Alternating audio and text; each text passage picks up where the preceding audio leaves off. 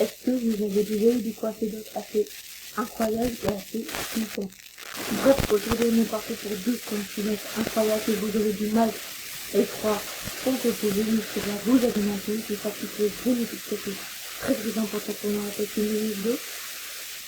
Je pense que comme par hasard, si vous n'était jamais passé cette expression de nous prendre la tête, surtout pas tous en même temps, néanmoins, pour ceux qui lèveraient timidement la main devant son ordinateur qu'on me dit, cela peut paraître un peu bizarre, il est vrai.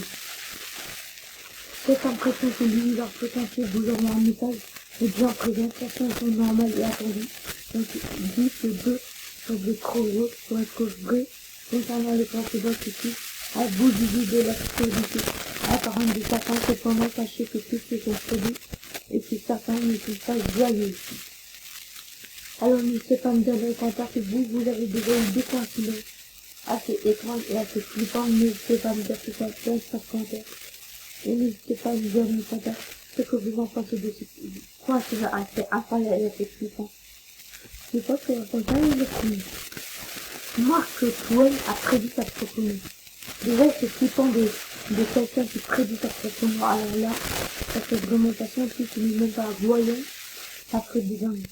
Dire que des gens ont déjà prédit leur propre mort, et c'est le cas de Mark Twain. Du coup, je pense que c'est lui, Mark Twain.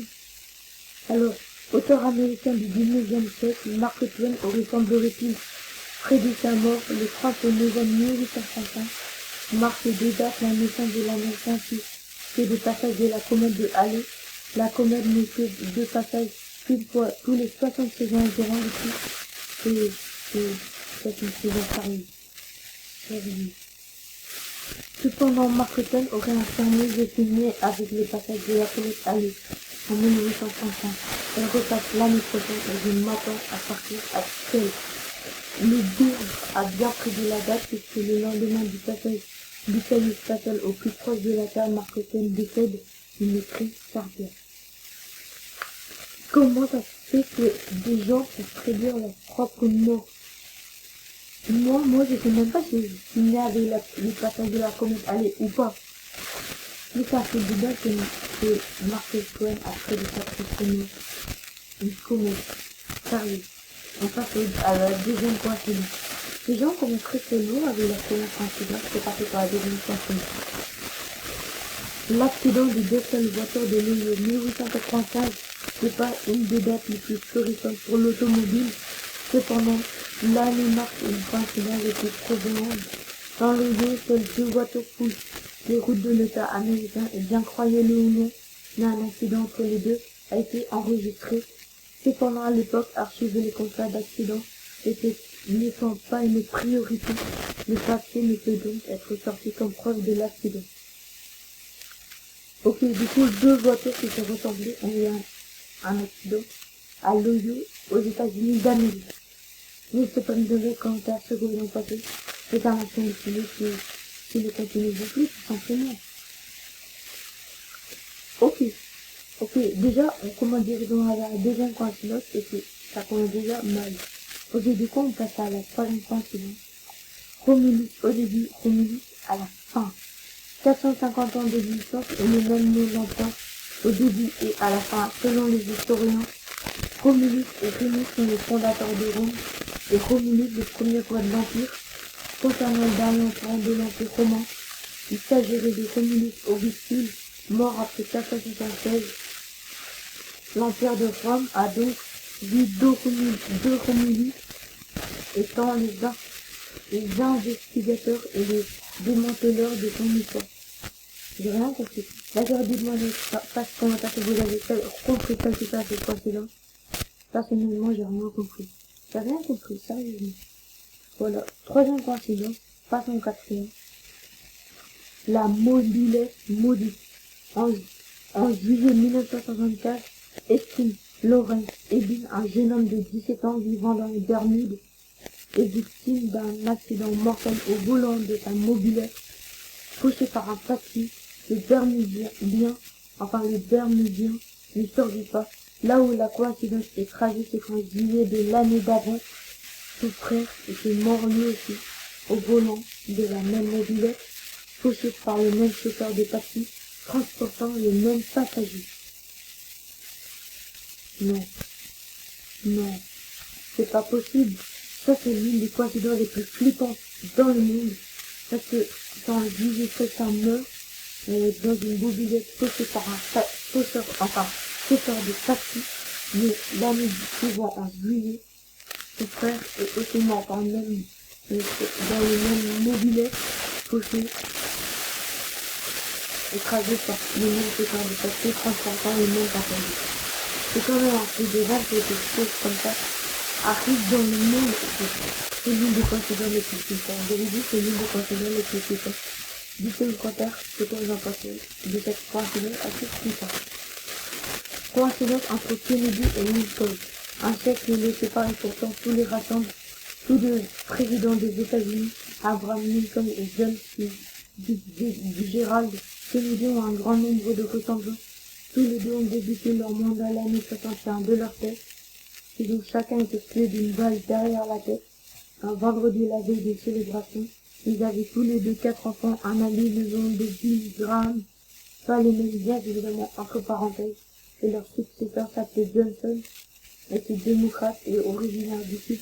Par ailleurs, la secrétaire de John F. Kennedy s'appelait Lincoln, tandis que celle d'Abraham Lincoln s'appelait John le Patriot, lui aussi, ça rapproche. Je dis pas, en fait, c'est vrai que ces deux présidents des États-Unis d'Amérique ont une ressemblance assez tout grand, c'est étrange de ressemblance plutôt. Déjà qu'ils sont morts tous les deux d'une balle derrière la tête. Moi, c'est vrai que j'ai une coïncidence assez flippante. En plus, que ces deux présidents américains, c'est un truc de dingue quand même, d'une mois d'Angleterre. C'est que vous en pensez déjà, c'est coïncidence. La tragédie du barrage ouvert. Le barrage ouvert situé sur le fleuve du Colorado à la frontière entre l'Arizona et le Nevada et qui témoigne d'une tragédie mêlant un père et son fils le 20 décembre 1922 au cours de la construction du barrage jugé fermé et le premier à perdre la vie. 13 ans plus tard, le 20 décembre 1935, son fils Patrick W. Fermier décède en chutant d'une tour de prise d'eau du même barrage tel père, tel fils. C'est quand même un truc de dingue que des gens peuvent mourir en plus qu'ils sont père et fils dans le même moment. C'est quand même un truc de dingue. La prémonition du Titanic. Quoi? Attendez, quoi? 14 années avant le naufrage du Titanic, un auteur américain du nom de Morgan Robertson aurait prédit la mésaventure du paquebot à travers son livre intitulé Futility. L'ouvrage recensait l'accident d'un bateau connu sous le nom de Titan. Chacun des deux paquebots se vantait d'être insubmersibles. Tous deux manquaient de canot de sauvetage et tous deux ont coulé suite à la collision avec un iceberg dans l'océan Atlantique du Nord. Dis pas que le Titanic a été prédit, le naufrage du Titanic a été prédit 14 années avant par l'auteur américain Morgan Robertson. Mais le Titanic dans son livre ne s'appelait pas Titanic mais Titan. Je savais même pas qu'il a été prédit 14 années avant. Le Titanic a été prédit, c'est quand même un truc de dingue. En plus que le Titanic deviendra quelques années plus tard l'une des événements les plus célèbres dans le monde. C'est quand même un truc de dingue qui a été prédit 14 années avant. Edward Allan Poe prédit un naufrage et du cannibalisme. Dans son livre intitulé Les aventures d'Arthur Gordon Pym de Nantucket, l'auteur relate comment 4 marins ont survécu à un naufrage de leur bateau en dévorant un garçon de cabine du nom de Richard Parker, même si Edward Allan Poe affirmait que son histoire était basée sur des faits réels. Rien n'avait pu être confirmé excepté que 46 ans plus tard, un bateau a coulé et les marins qui ont survécu à l'impact ont été forcés de manger un garçon de cabine du nom de Richard Parker. Ça aussi, ça a été prédit, un naufrage, du cannibalisme, le même garçon, Richard Parker. C'est quand même un truc de dingue. C'est quand même un truc de dingue. Jumeaux jusqu'au bout des ongles. Séparés à la naissance, 2 jumeaux de l'état de l'Ohio aux États-Unis ont pourtant tout en commun, même s'ils ne s'étaient jamais rencontrés. Ils ont vécu leur vie quasiment de la même façon de leur relation amoureuse. Les deux hommes ont été appelés John par leur famille d'adoption. Tous deux sont devenus officiers de police et se marièrent à une femme nommée Linda. Les deux hommes eurent également chacun son fils, l'un appelé James, Alan, et l'autre James Alan, en gros pas le même initiation, et eut un chien du nom de Toy. Et même si tous deux divorcèrent, chacun des deux hommes se remaria avec une femme nommée Betty. Deux frères qui ne se sont jamais rencontrés, qui ont tout en commun. Un truc de dingue quand même. Voisin d'un autre temps, célèbre guitariste des années 60, Jimi Hendrix est considéré comme l'un des plus grands joueurs de guitare électrique, sinon le meilleur. Anecdote notoire de son vivant, le musicien américain a vécu un temps à Londres au 23 Brook Street, voisin de seulement 2 numéros, mais surtout de 2 siècles. Georg Friedrich Handel, célèbre compositeur allemand, comme quoi, même à travers les âges, les plus grands esprits se rencontrent. De rien compris, dites-moi dans pas si vous avez compris à cette coïncidence. C'est ça, ok. En face, même dans la mort. Avec des pertes estimées à près d'1 million de soldats et de civils, le Royaume-Uni fait partie des 10 nations les plus touchées par la Première Guerre mondiale, même si certains possèdent des tombes anonymes, d'autres ont pu être identifiés et obtenir leur nom sur leur sépulture dans le cimetière militaire Saint-Symphorien, situé en Belgique. La tombe du premier soldat enterré fait face à celle du dernier mis en terre, même si on pourrait croire que ceci a été fait délibérément, que nenni une simple coïncidence. Dites-moi les voisins si vous avez compris, car moi, personnellement, je n'ai rien compris à cette coïncidence, à cette 11e coïncidence, oui, l'avant-dernière. C'est parti pour la dernière coïncidence. Cet Américain survit au 11 septembre et au Bataclan. Quoi? Survivre aux attentats du 11 septembre? C'est un truc de dingue. Se trouver au mauvais, Se trouver au mauvais endroit, au mauvais moment, semble être un credo de vie pour Mathieu, ok, se trouver au mauvais endroit, au mauvais moment, semble être un credo de vie pour Mathieu. L'Américain a survécu aux attentats du 11 septembre 2001, ainsi qu'à l'atteinte du Bataclan le 13 novembre 2015, même si l'Américain n'a pas été blessé physiquement il y a 15 ans. Ce dernier a survécu à une blessure par balle durant les attaques parisiennes. A priori, la mort n'en veut pas de ce petit gars. Ok, je pense que c'est la fin. Voilà, on a directement fini avec un Américain qui a survécu au 11 septembre et au Bataclan. Bref, on se dit à la fin de la vidéo. Et pareil, je vous en prie, dites-moi dans le commentaire c'est beau, si vous avez déjà eu des coïncidences incroyables, mais flippantes.